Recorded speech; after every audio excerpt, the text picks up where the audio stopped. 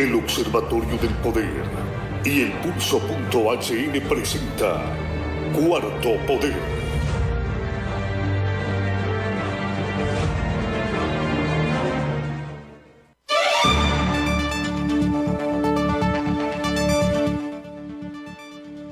Buenas tardes, amigas y amigos, bienvenidos a esta emisión de Cuarto Poder, porque usted tiene el derecho a saber el contenido de la información que se encuentra en organismos y funcionarios gubernamentales. Esta información ha sido obtenida con los dineros de los contribuyentes, pertenece al pueblo. Les saluda Ronald López, Cristian Maradiaga y su servidor Carlos Paz López. Buenas tardes, Ramón Ochoa. Buenas tardes, don Carlos. Lo miro sonriente en esta nueva etapa que empezamos prácticamente de nuestras vidas. Mire, cuántos estábamos esperando este momento de que pasara, bueno, no ha pasado la crisis, pero de volver a trabajar con la normalidad que lo hacíamos antes, don Carlos. Y le digo esto porque hoy ya se puso en práctica lo de la apertura inteligente. No tan inteligente porque prácticamente volvemos a lo que estábamos antes, el alto tráfico, las personas aglutinadas en las calles, en cualquier punto. Es más, le cuento que por poco y no llego, porque yo ya estaba tan acostumbrado al tiempo. Sí, ¿no? Y andar en la calle libremente, sin tráfico, sin vehículos. Pero hoy sí ya, pues prácticamente me tardé lo mismo que me tardaba antes, un poco más de media hora en llegar de una zona cercana aquí a la radio, porque el tráfico pues vuelve a su normalidad, el estrés de la ciudad, específicamente Tegucigalpa, vuelve y no sabemos si esto va a continuar así, si nos vamos a acostumbrar a vivir con el COVID-19, porque lo más seguro es que los casos van a aumentar, o se vuelve a cerrar nuevamente cuando esto se dispare, porque para mí, creo yo, don Carlos, que es un hecho que esta situación se va a disparar. Y considere que el 20% del sector gubernamental administrativo, el de oficina, no se incorporó hoy porque el gobierno todavía no tiene los dispositivos de la famosa seguridad de la salud o bioseguridad que le llaman. Será hasta el próximo lunes que ese segmento de trabajadores públicos se incorporará a sus labores ya de carácter físico. Eso ya va a traer más movimiento, y uno de los problemas que está enfrentando el mismo gobierno creo que es el transporte. Una disposición que no tiene así un sentido de lógica cuando dicen que el empresario es el que va financiar, o sea, contratar el transporte para que ande recogiendo el personal. La iniciativa está buena, será operativa cuando no ha sido una práctica, solo lo hacen las grandes empresas estructuradas y que requieren de un determinado horario, pero también hay centros de acopio, o sea, los trabajadores se reúnen en determinado lugar y todo eso se trabaja una vez iniciadas las labores. O sea que si una empresa inició labores el día de hoy, quizás podrá dar una respuesta a sus empleados para el día miércoles. Es decir, bueno, los vamos a recoger, ¿dónde se van a ubicar? No es que anda la unidad de transporte de barrio en barrio, porque los trabajadores no viven en una misma zona o colonia específica, sino que en diferentes. Pero eso sí escuché, que a esta primera etapa serán las empresas. Fíjese que hablando de actividad, se me olvidó pasarle a Cristian una situación que está pasando ahí en un centro comercial, pero como no tengo la cuestión, va a ser hasta mañana, pero yo creo que es necesario mencionarlo. O sea que un viejo como yo no puede entrar ahí a un determinado centro comercial de esos grandes moles, ni de los niños menores de 12 años. O sea, es discriminatorio. Fíjate que yo como viejo, pues, tengo que aceptar, ¿va? Pero como le digo ya a un niño de 10 años, de 11 años, un niño de 8 años que voy a ir a tal parte y que en otras ocasiones lo haya llevado y no te puedo llevar porque es prohibido. Don Carlos, ¿y qué va a ir a hacer a un centro comercial un niño? ¿Qué va a llevar usted un niño? Óigame, si se supone que esta disque apertura inteligente es para realizar compras de emergencia y para que el comercio, para que la economía no se caiga, pues, y el que no ha podido trabajar que empiece a mover el dinero, pues, lo poco que se pueda. Entonces, ¿qué va a ir a hacer un niño en un mall si no es tiempo de pasear? Ahora, Pero- una persona pero- mayor, pero ¿cómo se lo explicamos? estoy de acuerdo, porque usted tiene que ir al banco, tiene que ir a hacer sus transacciones y si tiene que ir a un centro comercial donde están los bancos, pues ni Pero modo. el- Pero un niño, ¿qué tiene que andar haciendo en un Mire, mall? quizás le voy a dar la razón, pero el problema es que crearon esas vainas y ciertos papás se acostumbraron a andar llevando a sus hijos a comer a esas cuestiones. Además, hay juegos. Y si él tiene que ir al lugar, ¿y cómo no va a llevar al niño, hombre? Entonces, lo que yo encuentro difícil, no, yo de viejo, así no voy, pues, no tengo ese problema. Pero, ¿cómo le explico yo a un niño que no lo puedo llevar a determinado lugar porque es prohibido? No sé hasta qué punto, déjenme analizar la profundidad, pero hasta este momento, para los niños. Ahora, Para mí como viejo, pues yo no tengo problema. sí le acepto que hubo discriminación, no solo en los moles, sino que en todo... Ese es. Correcto, Ahí está, correcto. ahí está. Y Ahí como está. ahí está, bueno, entonces puedo mencionar el nombre. Es el famoso City Mall. Una construcción física, comercial, empresarial, extranjera. Es extranjera ese City Mall. En todo caso, ellos pueden argumentar que el adulto mayor es una persona vulnerable, no solo de contagio, sino que es una persona que corre mayor peligro al contagiarse. Pero entonces hubieran puesto también un rótulo, no se aceptan a... Bueno, No, es que... no, si ahí está, con la cuestión de peligro. O sea, ahí está. Mire, ahí Sí, le correcto. ponen ahí la marca. Aquí no entran viejos ni entran niños menores de 12 años. Y le decía a don Carlos que ha sido discriminado. Viejos mayores de 60, o sea, ancianos, pues. No, personas de la tercera edad. Queda claro, ancianos. A los 60 menores años de todavía, 60, sí. todavía está pollón usted, a los 60 años. Mire, desde el inicio de esta crisis se discriminó al adulto mayor porque se le aperturó las farmacias y supermercados de 7 de la mañana a 9 de la mañana. Ay, imagínense una persona ya mayor de 75 años que no tiene No. quien le realice sus compras, tenía que madrugar. Y si no tiene transporte y no tiene quien lo lleve, tenía que caminar. O sea... Sí. A mí me la quisieron aplicar una vez ahí en un supermercado y le digo, ¿Sí? no te preocupes, que simplemente voy a comprar a otro lado. No me dejó pasar el vigilante. Es que no tenía lógica, porque tenía que ir al banco la persona, ¿va? Y el ¿Sí? banco lo abrían hasta las 9. Y después se iba para el supermercado a comprar sus cositas. no, pues. no le da tiempo. Entonces, no tenía así un sentido de algo realmente pensado. Son disposiciones abruptas, nada más como de inectos. Abruptas o decisiones brutas De inectos. de personas sin capacidad, porque mire, todavía está el elemento en estos momentos de la restricción del dígito y se tarda media hora en el policía, el oficial, el comisionado en decir el lunes sale el 1, el martes sale el 2. O sea, eso ya lo sabemos. Y aparte que no sirve de nada, porque yo le aseguro que en estos momentos anda el 1, el 2, el 3 hasta el 9 en las calles, ya no hay operativos. Sería ilógico que hubieran operativos parando a las personas porque el tráfico sería catastrófico, ¿verdad? Entonces, al final, sí van a abrir que quiten esas medidas, pues. ¿Ah? Bueno, a ver cómo avanza la situación. El otro caso es, me permito saludar y felicitar al doctor Juan Carlos Aguilar. Ya está, digo, en proceso de recuperación, ya las pruebas le han dado negativo. Ya está recuperado, pues. Todavía dice que no a un 100%, pero gracias pues que se ha mejorado Qué el bien, hombre. qué Porque el hecho del contagio de un médico, de un trabajador de la salud, es el empeño. Entonces en determinado momento se descuida y me imagino que toca al paciente, pues, Correcto. que está tratando y de ahí le viene el contagio. Esos médicos que lo tratan a usted a 2 metros nunca se van a contagiar de nada, pues. Y que no le dan vuelta a ellos o no le tocan a ellos, sino que eligen a la enfermera que le levante el brazo o que sea la enfermera la que le tome la temperatura, pero el médico que lo hace, pues ahí tenemos los resultados. Está bastante golpeada las personas trabajadoras de la salud en el Correcto. país. Y fíjese que lo que hemos cuestionado acá, yo cuando vengo en 2 ocasiones he encontrado enfermeras que van ahí por la Guadalupe, donde uno sube. Casualmente la medida tiene que ver con el tiempo. Y en esta área solo está el San Felipe. Sí. O sea que esas enfermeras, y el otro día que encontré 3 y un varón también, o sea, enfermero o de alguna actividad hospitalaria, me imagino que van de el San Felipe. Caminando. ¿Cómo es posible que el gobierno no les haya garantizado el transporte? Van caminando, sí. Las aseadoras también. fíjese. Caminando. Las aseadoras. Caminan. En 2 ocasiones he encontrado enfermeras en la subida de el Zonal Belén.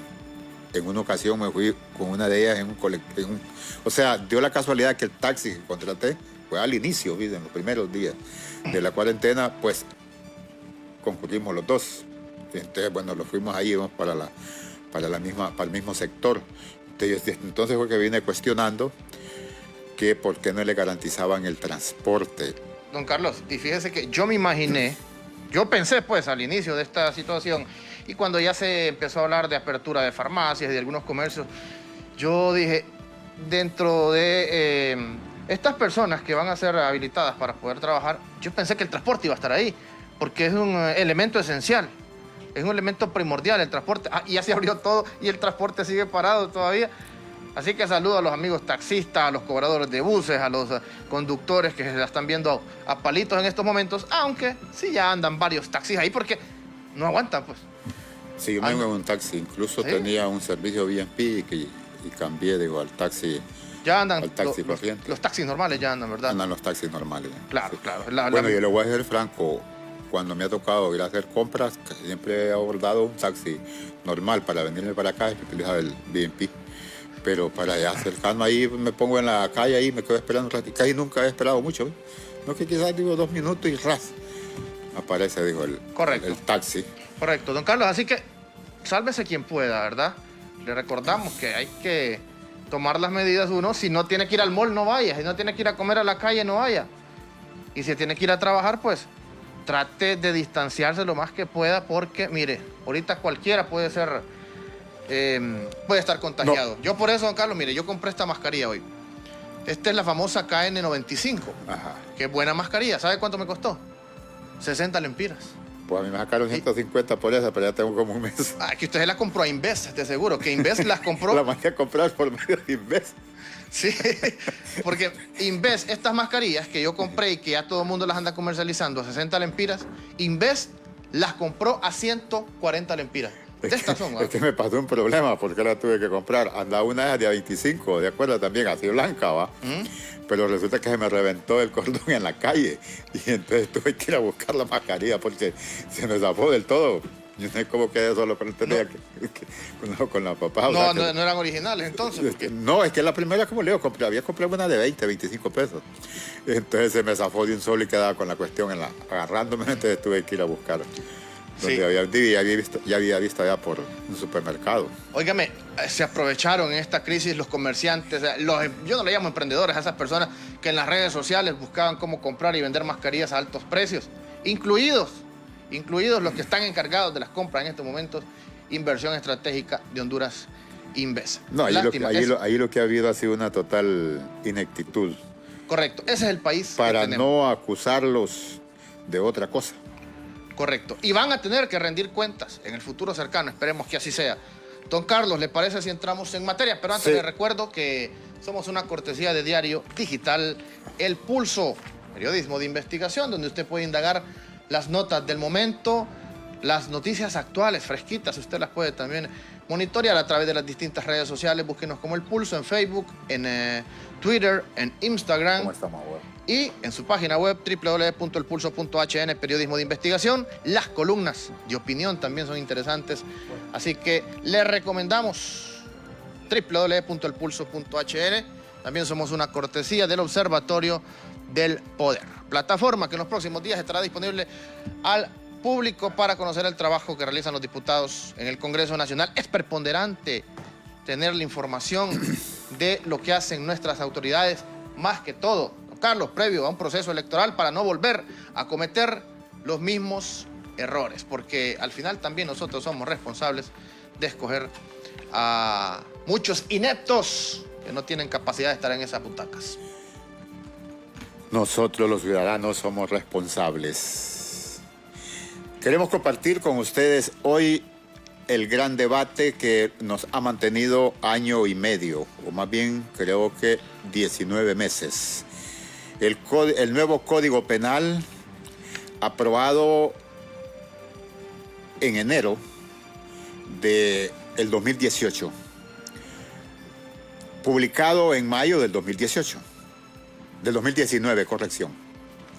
Corrección, 2019. Enero del 2019, publicado en mayo del 2018 para entrar en vigencia el 10 de noviembre del 2019, el cual se le extendió la vacatio ley, o sea, el periodo de no entrar en vigencia para el mes de abril, o sea, 6 meses más. De noviembre, 6 meses más. Y en abril se volvió a plantear la protesta de que no entrara en vigencia y se prolongó al 25 de junio. El 25 de junio entra en vigencia el nuevo Código Penal. O sea, estamos hablando que a partir del 26 hay un nuevo Código Penal en el país.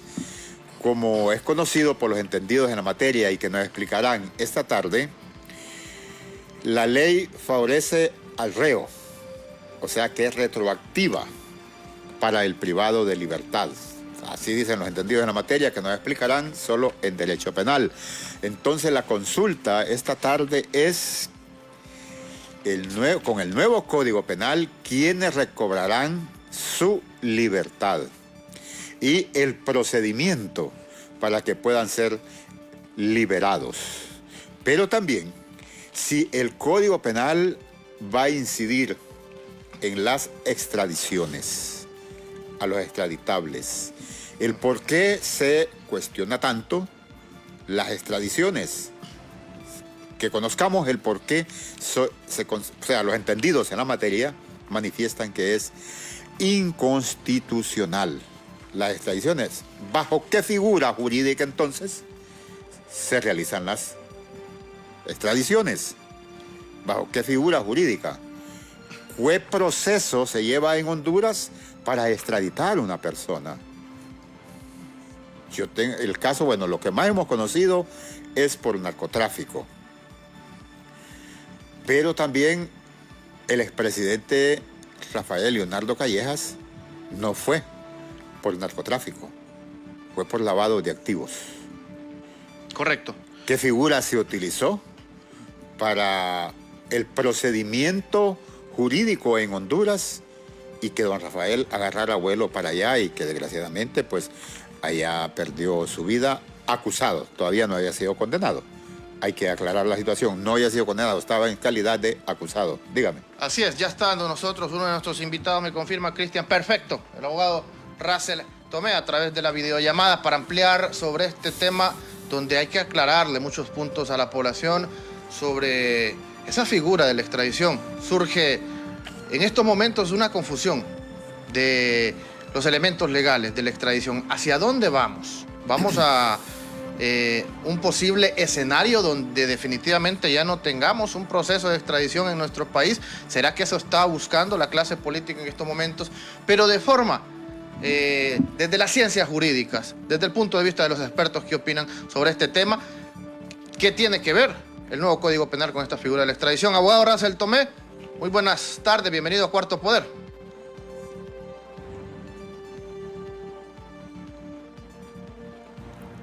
Buenas tardes, le escuchamos. Creo que está atrasado, pero creo que está escuchando. ¿Cristian? Lo miramos en la imagen, abogado, pero vemos que no está escuchando.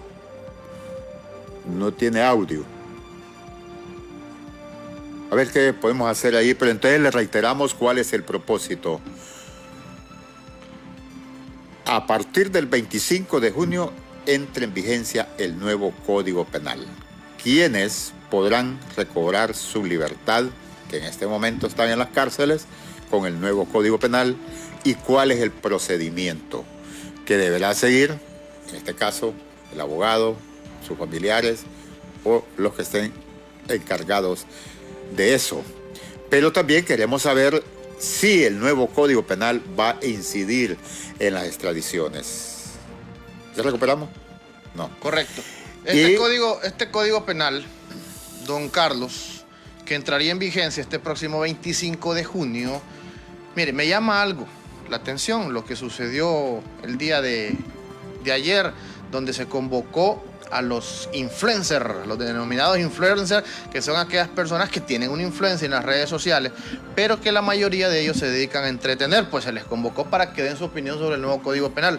Está bien, de acuerdo, son parte del pueblo, todos somos pueblo, pero ¿por qué en este año y medio o más de año y medio, como dice usted, 19 meses, desde mayo, bueno, un poco más de un año, que tuvo que entrar en vigencia este Código Penal y que ese tiempo tuvo que haber servido para socializarlo, para discutirlo, que no hemos visto una discusión amplia dentro del Congreso Nacional sobre este nuevo Código Penal. ¿Por qué no se convocó a todos los sectores de la sociedad que están interesados? Discúlpeme. No. Y yo les pregunto también a los que hoy están diciendo que no entra en vigencia y los que están diciendo que el Código Penal tiene esto, que el Código Penal tiene lo otro. El Código Penal se estuvo discutiendo 2017 y 2018. ¿Quién lo discutió? Los diputados. Yo No. Sentado ahí escuché las discusiones y los debates, compañero. Sí, no, correcto. Sí, o sea Pero- que, mire, los que Pero el ahora año están... pasado, don Carlos, la intención de la vacatius legis era porque hay sectores que se oponen. Entonces, esos sectores no se les escuchó. Por ejemplo, el Colegio de Periodistas, yo escuché que estuvo en algunas mesas, pero al final, ¿qué incidencia tuvo? Eso es otra discusión, pero que los diputados no hayan estado al tanto y le vamos a consultar al diputado porque Russell Ya Tomé está, ya está, don Russell Tomé. Don Russell Tomé era diputado en el 2017. Correcto. Buenas tardes, diputado. Abogado Tomé. Muy buenas tardes, un saludo a Carlos Paz, a Ramón Ochoa, a todo el auditorio de Cuarto Poder.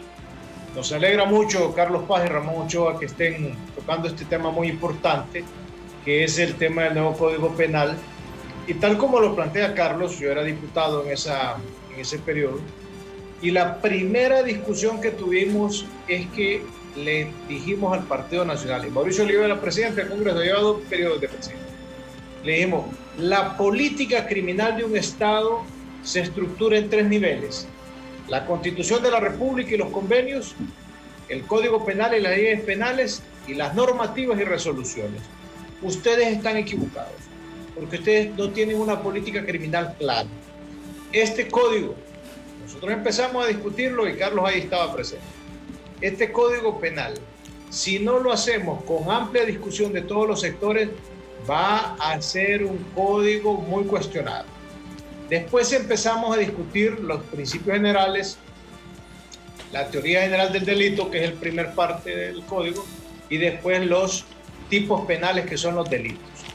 Este código, la bondad que decía la cooperación española, que es la que lo auspició, es decir, la que puso el dinero, y otros cooperantes de la Unión Europea, es porque en el mismo código pone todos los delitos. O sea, es decir, que aquí va la ley de drogas, la ley sobre el contrabando, y lo ponía todo junto. Y le dijimos nosotros, pero tiene un problema, Carlos Paz y Ramón Ochoa.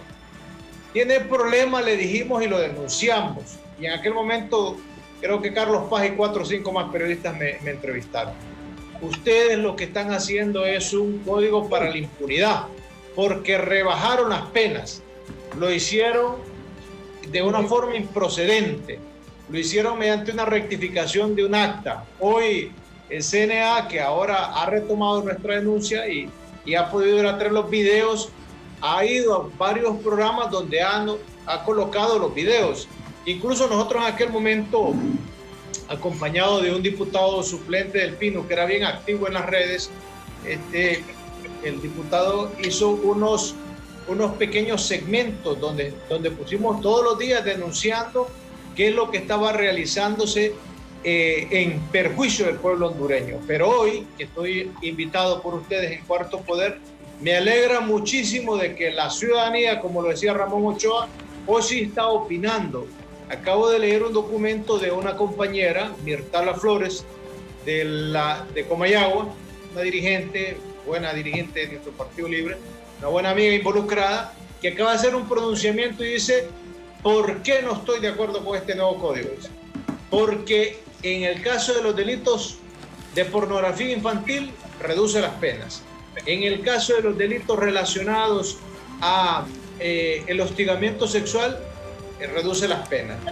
Y ella se pronuncia. Y para eso es la vacatio legis. Y ese era el propósito, para que pudiera la ciudadanía decirle al Congreso: no debe entrar en vigencia el código.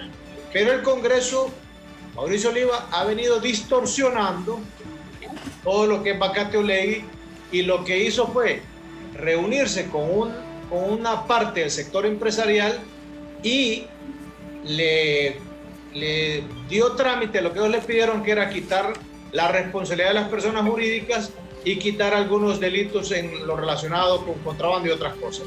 Pero nunca escuchó las mujeres en el tema de los feminicidios, nunca escuchó todo lo que hemos venido denunciando de que deben fortalecerse las penas en la lucha contra la corrupción, nunca escuchó al Colegio de Abogados, al Colegio de Periodistas, perdón, porque el Colegio de Abogados ha estado en silencio, al CNA no lo escuchó y tampoco ha escuchado las voces que han planteado la necesidad de que este código no entre en vigencia, sino que al contrario se haga una gran discusión y se determine qué es lo que se ocupa realmente en Honduras y no esto que sería, porque cuando hay una política criminal, hay una política criminal cuando responde a una visión del Estado de cómo mandar dos mensajes, prevención general y el proceso de prevención especial y retribución que tiene la pena. Pero en este caso lo que hay es un mensaje dirigido a los corruptos de que aquí en Honduras van a estar bien gracias con los actos de corrupción.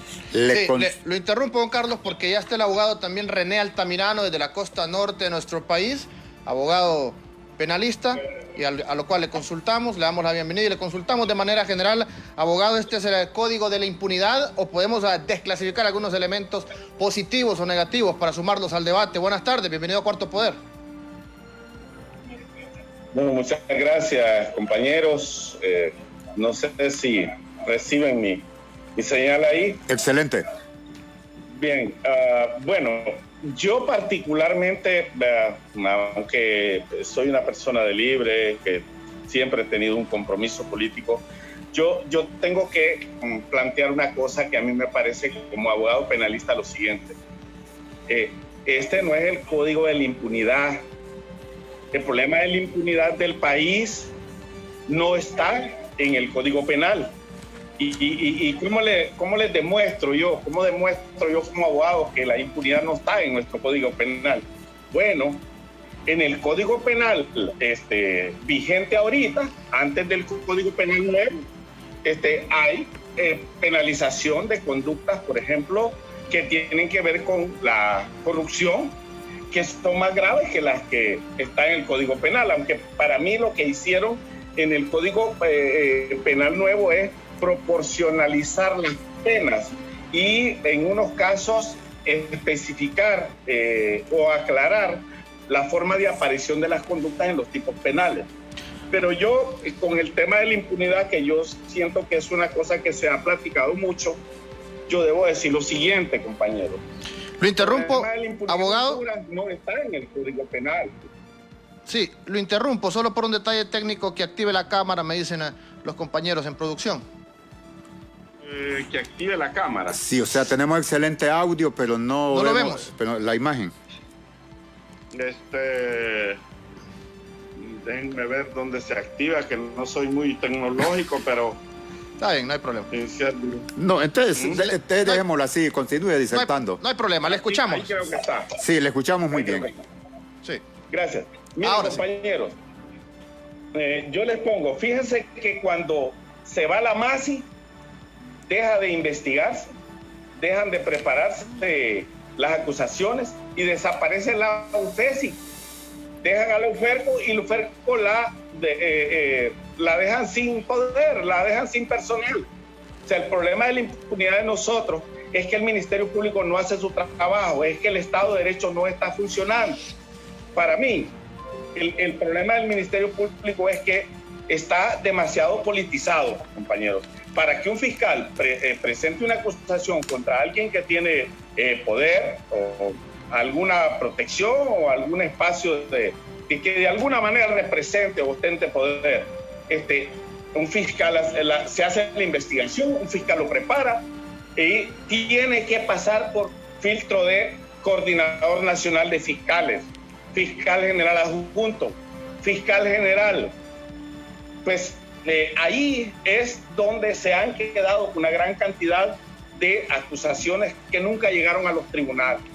Lo digo porque, por ejemplo, he llevado casos importantes donde decían que habían personas que iban a ser acusadas posteriormente, y les digo específicamente, fui abogado de una de las personas acusadas del Seguro Social y allí salió a relucir cheques para el presidente, cheques para este señor Álvarez, el que fue el alcalde, cheques para el señor Francisco Álvarez, hermano de este señor Ricardo Álvarez, que fue alcalde, cheques para una gran cantidad de personas, cheques para el Partido Nacional, cheques para una gran cantidad de personas que ahorita siguen siendo funcionarios. Y lo que nos hicieron, lo que le hicieron al país es que acusaron a estos para dejar de acusar a aquellos.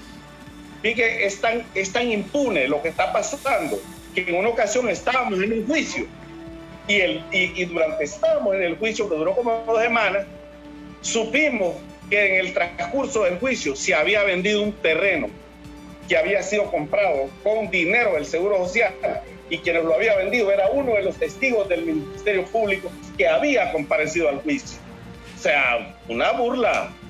Entonces, para mí, usted le puede poner 40, 50 años, a lo que quiera, al Código Penal, pero el tema de la impunidad y de la lucha contra la corrupción está en que hagamos que el Ministerio Público sea independiente, sea profesional, tenga una herramienta propia de investigadores técnicos y científicos.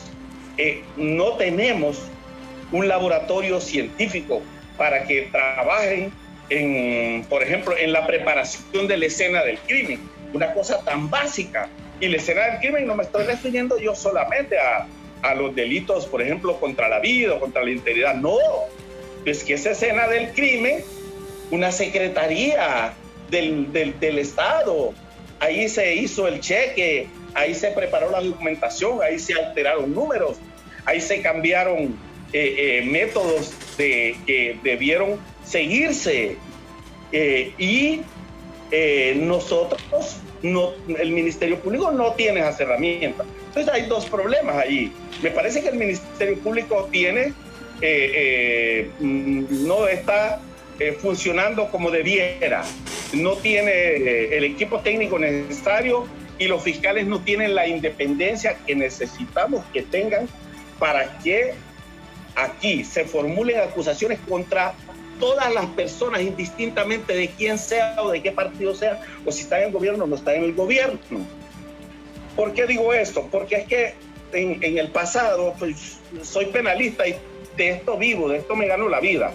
Miren, en el pasado nos vendieron la idea de que se combatía a las maras aumentándole la pena a la extorsión. No hay ningún estudio que nos diga que eso nos provocó un beneficio o nos dio un plus para la lucha contra la criminalidad. Por ejemplo, acá, por ejemplo, nos vendieron la idea de que si le subimos las penas estamos haciendo justicia. Yo realmente no estoy de acuerdo con eso, porque es que cuando hablamos del derecho penal, del Código Penal, pensemos que este es un sistema. Entonces, en el sistema de justicia penal, el Código es una de las herramientas, no la principal. Yo inclusive diría que es más importante la forma procedimental que el mismo texto penal para el tema de si hay impunidad o no hay impunidad. Nos vendieron la idea, les decía, y quiero terminar este tema, nos vendieron la idea que si nosotros teníamos penas graves, estábamos combatiendo el delito. Número 1, el Código Penal no es para resolver problemas sociales. La criminalidad tiene un componente social que no se ha tocado aquí, que tiene que ver con las condiciones en las que vive la población. Número 2, cuando nosotros hablamos de penas, estamos hablando de que las sufren seres humanos. La Constitución dice que el propósito o el objeto de la pena es la rehabilitación del delincuente. Y yo les pregunto acá, ¿a cuántas personas rehabilitó el Estado de Honduras en el año 2015? Y en el año 2016? Y en el año 2019?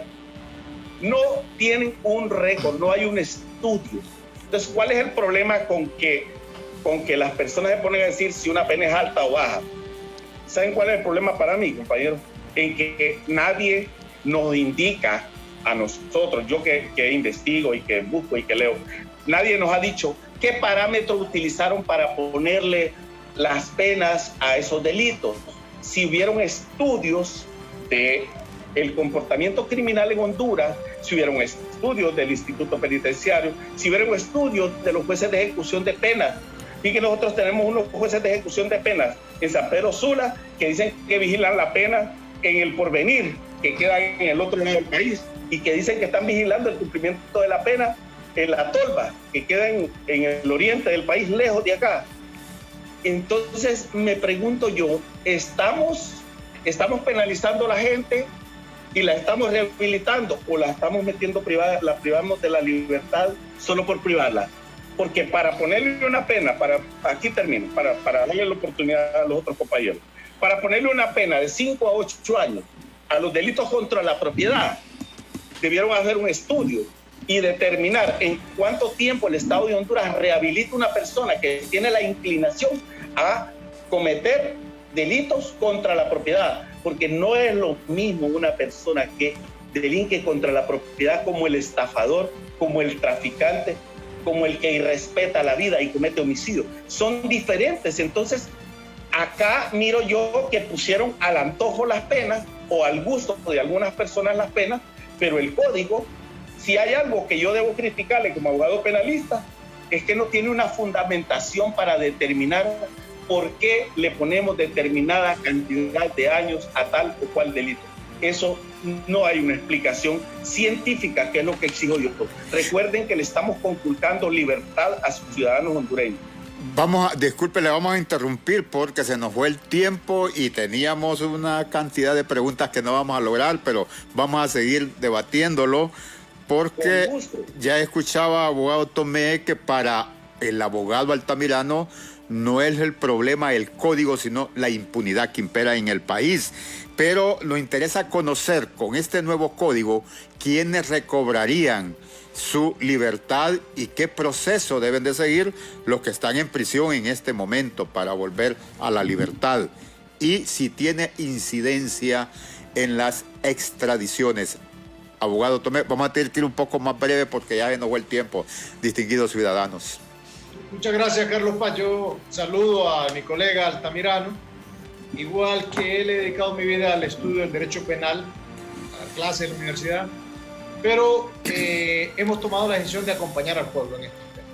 Y mire, el derecho penal es importantísimo, es una de las herramientas con las cuales el Estado va trazando las políticas criminales. El asunto, compañero Altamirano, es que rebajaron las penas de los delitos de corrupción en un acto político gasteril, pues, o sea, sin ningún antojo llegó Agapito, se llama este diputado suplente de allá del departamento de Empira, y un juez pidió la palabra, y estaba Carlos Paz como periodista de la crónica legislativa, y de un solo dijo, ahora bajémoslas, que ya no queden en 12, sino que en 6 bajémoslas, y lo hizo sin ningún criterio. ¿Qué es lo que hemos planteado? Y sin lugar a dudas, cuando hablamos de impunidad, hablamos de varias cosas que se han construido por la clase política tradicional. Yo comparto con Altamirano que en Honduras el tema que se necesita es lograr sacar esa clase política tradicional y constituir una clase política que el Estado lo coloque a favor del pueblo. Mire, te voy a dar un ejemplo para que usted entienda, y ya le contesto la pregunta a Carlos Paz, no son layos los tuyos. Mire, cuando le dieron el monopolio de la acción penal al Ministerio Público, ahí crearon un solo embudo y ahí se quedaron en impunidad los que tienen el control del fiscal. Porque hoy, aunque vayamos con el CNA y le digamos a la del CNA, y aunque le digan vamos a contratar al abogado Altamirano, penalista, para que presente la acusación contra estos corruptos, no puede, porque solo puede presentar requerimiento fiscal el Ministerio Público. Entonces, si yo, estructuras de poderes fácticos y estructuras de poder político, soy el que pongo al fiscal general, tengo garantizado impunidad. ¿Cómo me acusaron a mí? Y yo no lo puse, yo no lo nombré, y yo no le conseguí los votos, y yo fui a buscarlo, y yo lo tengo apadrinado. Eso es una situación creada, constituida para generar impunidad a las élites, a las cúpulas, clases políticas. y a las clases de los poderes fácticos. ¿Qué es lo que hemos planteado nosotros? Bueno, en primer lugar, que debe de ser coherente, que si se va a legislar, debe de tomar en consideración los intereses de un pueblo, no los intereses de esos que están ahí para proteger a ciertas élites. Y así lo planteamos. En este Código Penal se mira la mano clara para favorecer en el caso de los delitos contra la corrupción. Dice Carlos Paz, dos preguntas directas. ¿Cómo se van a beneficiar? Bueno, facilito, se lo diga a todos los abogados penalistas. Mi amigo, yo creo que ya tiene listo incluso el escrito para pedir la retroactividad. Todos los que están en derecho penal están esperando que el día diga ya quedó vigente, y todos los que han sido condenados o todos los que están procesados por el Código del 83 van a pedir retroactividad cuando les favorece. Y así lo dice la Constitución. Ese es un principio constitucional. Está sobre el Código. El principio de la Constitución que dice que el derecho penal se aplica retroactivamente cuando favorece. Escuche cómo dice la Constitución: al reo o al condenado. Es decir, no importa en la Constitución, ya sea procesado o condenado, eso va. Entonces, digamos, alguien que está condenado por un caso de corrupción a tantos años. Entonces, voy a ir a pedir, bueno, aquí está el caso, yo no sé cómo le salió al cliente Altamirano y no me gusta hablar de casos particulares, pero digamos en un caso como este, si alguien está condenado con la pena que tenía anteriormente, puede pedir que le apliquen retroactivamente el Código Penal nuevo porque le favorece. Ese es un principio. Nadie le puede decir que no en el Poder Judicial, en la Corte ni en ningún juzgado. Ahora viene la otra pregunta que hace Carlos Paz, para que también interactúe René Altamirano, porque esto debe ser para que los que estén viendo tratemos de dejarle en su mente, en su corazón, un proceso de pensamiento crítico. Yo soy de los que creo que solo con pensamiento crítico vamos a lograr sacar adelante esta sociedad. Mire, en el caso, es un caso técnico, en el caso de la extradición, como bien lo debe haber estudiado Altamirano y los demás abogados, está sustentada en una reforma constitucional, en el artículo 102 de la Constitución de la República, que establecía antes como un principio que ningún hondureño podía ser expatriado, no se podía entregar.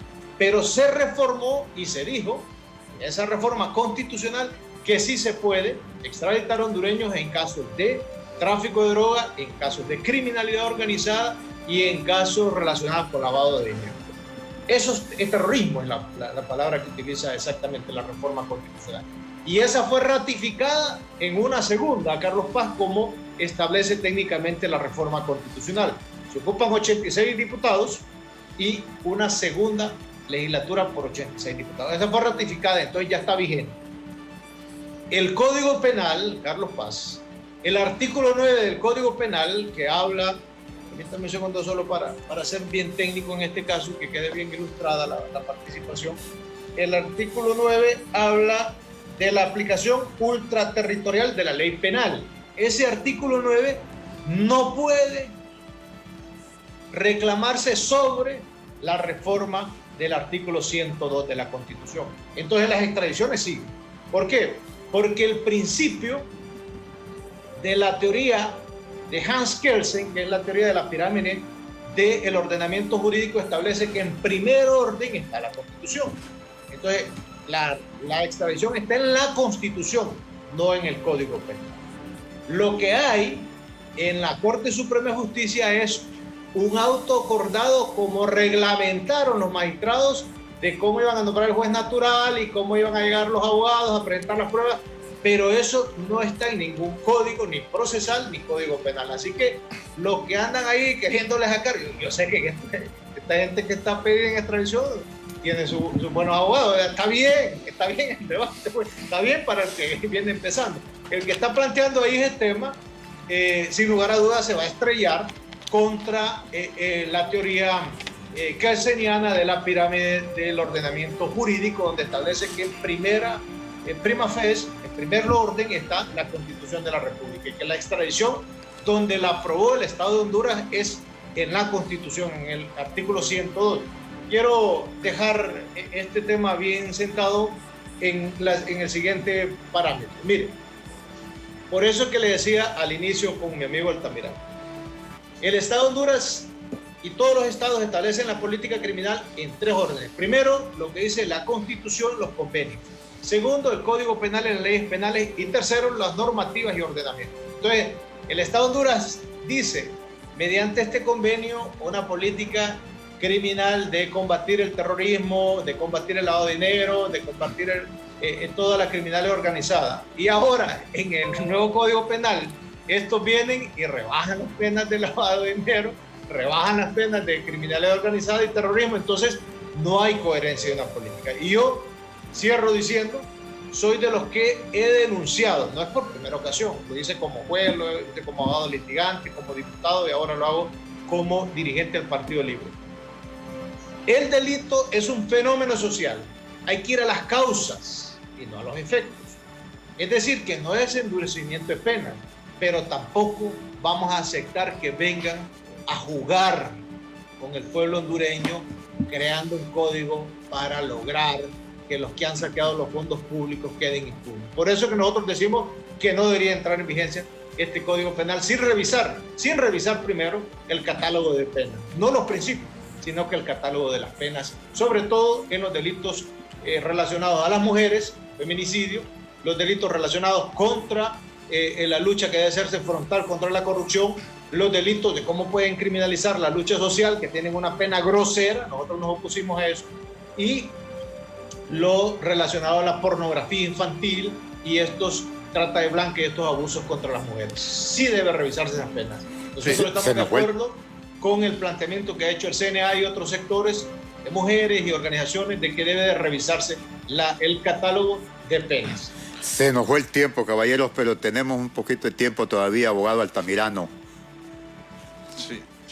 Sobre ese tema, don Carlos, es importante que también él participe sobre el tema de la extradición. De la extradición. O sea, que ya no se puede, o sea, ya no hay un elemento para considerarla inconstitucional por la modificación de ese artículo 102 constitucional. Sí, por si nos sale con alguna sorpresa la Corte. Se ha considerado mucho y se ha hablado que las extradiciones son inconstitucionales y yo consultaba, abogado Altamirano, ¿bajo qué instrumento o argumento jurídico se llevan a cabo las extradiciones? Mire, yo creo que tiene una forma de inconstitucionalidad la extradición, pero lo que sí comparto plenamente con el buen amigo es que este código no va a modificar ni el tema de la extradición. Donde yo considero que es inconstitucional la extradición es en el siguiente sentido. Es que hicieron la reforma a la ley constitucional, ¿verdad? La primera ley del Estado, pero no crearon un código de procedimientos para ejecutar la extradición. No se integró al código de procedimientos penales una forma para litigar la extradición, de manera que la Corte vino y hizo un auto acordado. Los autos acordados, compañeros, es una ventaja que tiene la Corte Suprema para regular cuestiones de orden administrativo, darle más jurisdicción a un juzgado, modificar el ámbito de conocimiento de casos de un juzgado, crear juzgados especiales donde los juzgados conocen todas las materias. Es decir, esa potestad de los autos acordados es una herramienta administrativa, pero ellos no tienen el poder de legislar, la potestad de legislar. Entonces lo que está sucediendo es que la gente está procesando estas extradiciones con un auto acordado, lo que a mí me parece que violenta el artículo 90 de la Constitución, que es el debido proceso, que es... ¿Se le fue el audio, abogado? Sí. Ahora sí. Sí, le escuchamos. Sí, perdón, eso no se ha podido ejercer. Le cuento, por ejemplo, alguien va a defender a alguien por extradición y el Estado requirente, que es Estados Unidos, nunca ha comparecido para acreditar por qué razón solicita la extradición, de qué van a acusar a esta persona allá y cómo se fundamenta o se ampara en la ley hondureña o en el convenio de extradición la petición de tal o cual ciudadano. De manera que lo que está sucediendo, amigos, francamente, lo que está sucediendo es que al que le designan para ser extraditado, lo extraditan porque no hay un mecanismo de extradición. ¿Cómo pudiera desaparecer la extradición? Que la Corte viniera y anular el auto acordado y mandar al Congreso la solicitud de que cree una legislación procesal para extraditar a los hondureños. Creo que sería lo legítimo porque todos los hondureños tienen el legítimo derecho a defenderse correctamente. No estoy diciendo que estoy en contra de la extradición porque siento que ha funcionado y nos ha solventado un problema grave de impunidad que teníamos al grado de que nos damos cuenta de eventos criminales que sucedieron en Honduras de acuerdo a lo que sucede en Estados Unidos. Y eso no debería suceder así. Abogado, así en minuto y medio, y ahí nomás se despide, es que quiero consultarle en menos. El colega que siempre se ha solicitado que en Honduras debería existir, se llama procedimentalmente una ley de extradición, porque lo que hay es la reforma constitucional del artículo 102 y la Corte Suprema hizo un auto acordado. Hay un principio con el cual la Corte Suprema siempre ha venido jugando. Yo fui funcionario judicial casi 10 años, pues. Mire, ese principio es aquel que dice, en latín, de iure nubi curia, el juez conoce el derecho. Una vez reclamado al juez, no puede dejar de resolver alegando ignorancia. Pasado eso, hicieron este procedimiento de un auto acordado. Y todo mundo, hasta los diputados, en todos los congresos que han pasado, se han quedado ahí, cómodos, porque hacer una ley sobre el tema de extradición, ustedes saben las consecuencias que puede tener de las personas que han sido reclamadas en extradición. Abogado, así brevemente tengo que consultarles. ¿Tiene alguna incidencia o afecta las facultades y las funciones de la PGR, el nuevo Código Penal? Así solo tenemos ya 30 segundos casi. Para mí no, ¿verdad? Para mí no. Yo tengo mi propia opinión de la PGR, pero es que las funciones de la PGR están más reguladas en la ley procesal, compañero. En el Código Procesal, ahí es donde se le da la potestad y la forma de participación de la PGR. Para mí el Código Penal no va a tener ninguna incidencia. Carlos Paz, no debería de tener nada que ver con la PGR porque el Código Penal es el catálogo de los delitos y las penas. Es todo lo que es la parte dogmática de lo que es el delito y cuáles son las penas y cuáles son los que el Estado dice que no. Las atribuciones de la PGR están en su ley, en la Constitución y en la ley específica. Sí, les agradecemos su participación, abogados, y finalizo con esto así de manera bien breve porque ya sí solo tenemos un minuto de programa. Abogado Tomé, usted desde su noción política, ¿qué mira qué es lo que se viene para el futuro inmediato en base al blindaje que podrían hacer todos aquellos que estarían considerados por la justicia de Estados Unidos y que los podría afectar la extradición? Poder crear una ley de extradición. ¿Sí? Que van a tratar de hacer alegatos y van a buscar abogados para ir a hacer alegatos. Van a ir a la corte. O sea, yo respeto a mis colegas, tienen el derecho de ganarse su honorario y de desarrollar un proyecto de vida. Cada uno decide qué hacer. Yo decidí estar junto al pueblo, ser la voz del pueblo en todos estos temas.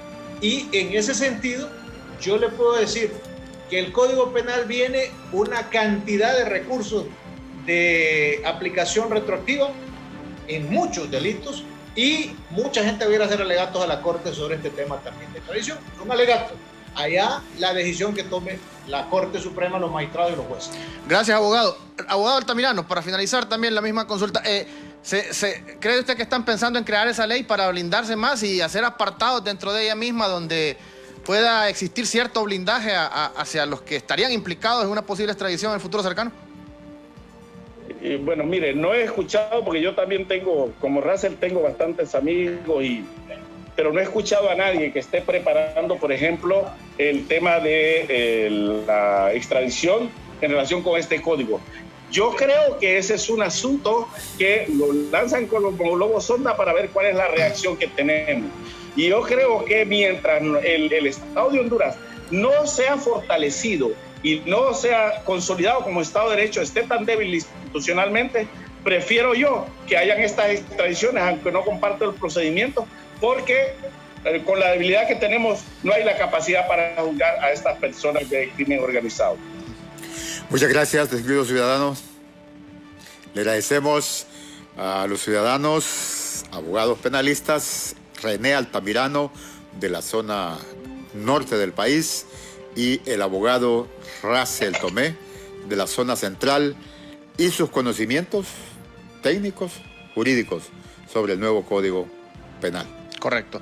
A través de CHTV a las 6 de la tarde estará el abogado René Alfaro, también de la costa norte, para seguir ampliando sobre este tema. Así que lo esperamos en las diferentes frecuencias de CHTV a nivel nacional a partir de las 6 de la tarde. Y recuerde, mañana de 4 a 5, Cuarto Poder a través de Radio Globo. Nos vamos, don Carlos.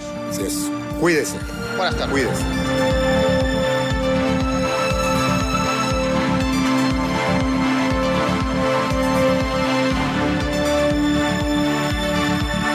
El Observatorio del Poder y el Pulso.hn presentó Cuarto Poder.